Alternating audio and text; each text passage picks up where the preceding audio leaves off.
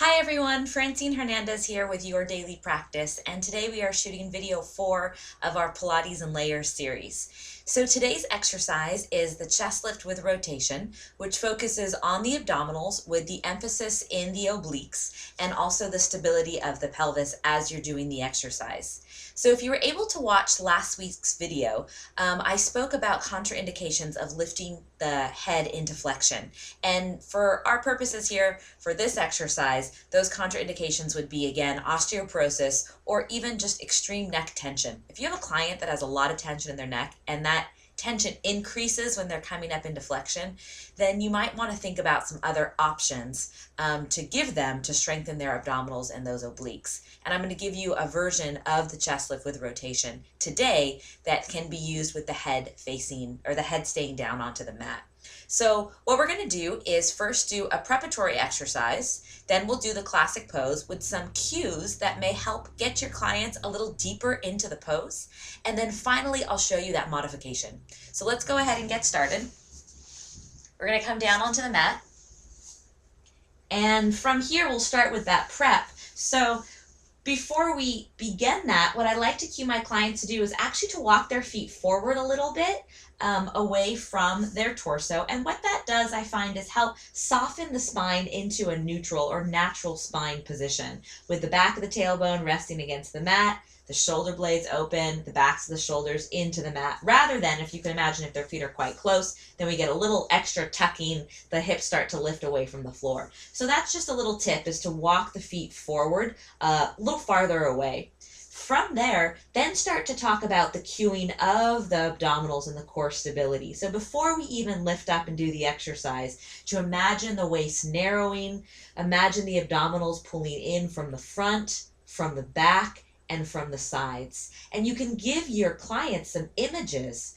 We've heard about the corset image, tightening around the waist, or what about just a simple belt, sort of making it one more notch tighter on the belt loop as the abdominals pull in from all directions. And that's a nice cue to give with both your male and female clients. From there, we're going to bring our hands up with the palms facing one another. And a nice thing to do here is to reach the shoulder blades away from one another and then gently press them back into the mat while they'll stay for your supine portion of this exercise. Then we take an inhale. We exhale and we pull the abdominals up and in as we come up.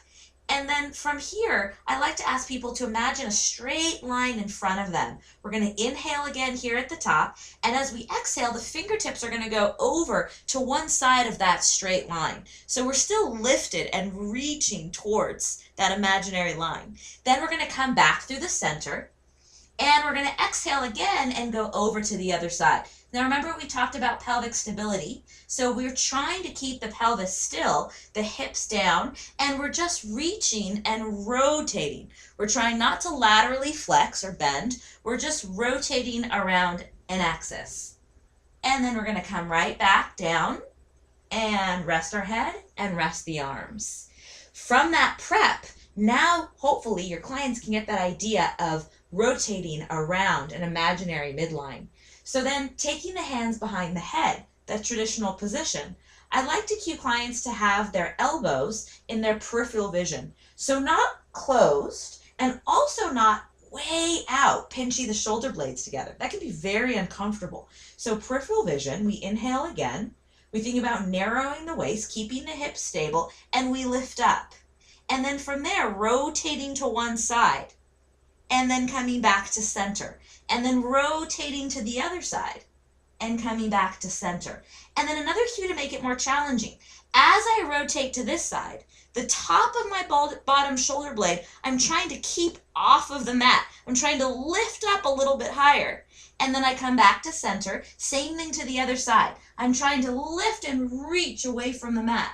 And then I come back to center, and then I lower right back down. For your clients that cannot lift up comfortably, here's a modification. Let's go back to that position with the hands. Let's again reach the fingertips out and then soften the shoulder blades back onto the mat. Now from here, They're going to point their fingertips forward a little bit, and then they're going to reach over to the side. But to make it a little more challenging, you're going to bring that opposite, or that same leg rather, up towards the sky and tabletop. Bring it back down and shift the arms back to center. Now to the other side. So we're rotating and we're lifting the same leg. Remember, we have those top and bottom obliques. And then we're bringing the leg down and arms back to center. And again, we're going to reach and back to center. Now, if you think your client might feel a little self-conscious about doing something so different than everybody else, then the folks that are uplifted, have them lift that opposite leg. And they're going to feel some of those lower abdominals and hip flexor muscles working, and then come back to center. Same thing to the other side. Have them rotate, lift the leg, and come back to center. And then everyone can lie down and have a nice rest.